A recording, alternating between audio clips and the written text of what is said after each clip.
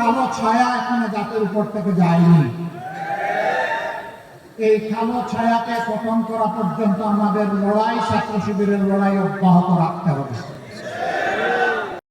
হয়েছিল আমাদের মেয়েদের ইজ্জতের কোনো গ্যারান্টি ছিল না, ছাত্রদের জীবনের কোনো গ্যারান্টি ছিল না, তাদের ক্যারিয়ারের কোনো গ্যারান্টি ছিল না।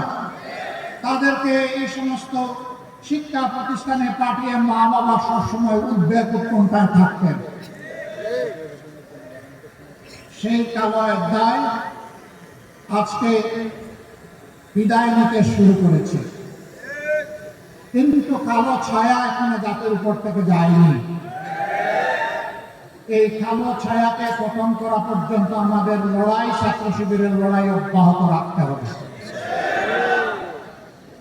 আর যাতে শিক্ষা প্রতিষ্ঠানে কলমের বদলে অস্ত্র হাতে না উঠে, মাদকের বোতল হাতে না উঠে, মেয়েদের নিয়ে কোন ধরনের বাড়াবাড়ি করা না হয়, আমাদের মায়েরা মেয়েরা শান্তি এবং নিরাপত্তার সাথে তারা যাতে লেখাপড়া করতে পারে, প্রতিটি ছাত্র যাতে তার মেধা বিকাশের জন্য উৎসাহ নিয়ে ঝাঁপিয়ে পড়তে পারে, সেই পরিবেশ সৃষ্টি করার প্রধান দায়িত্ব আজকে ইসলামী ছাত্র শিবিরের উপর অর্পিত হয়েছে।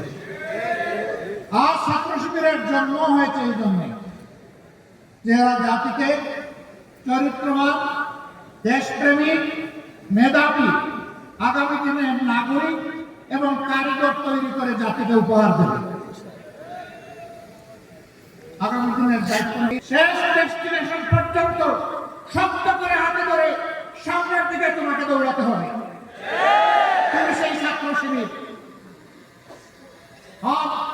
ছাত্র শিবিরের কাছ থেকে মানুষ যদি হতাশ হয়, যাওয়ার বিকল্প কোনো ঠিকানা এখনো তৈরি হয় নাই। এটি ছাত্রীদের আস্থার ঠিকানায় পরিণত হয়েছে আল্লাহর অশেষ মেহেরবানিতে।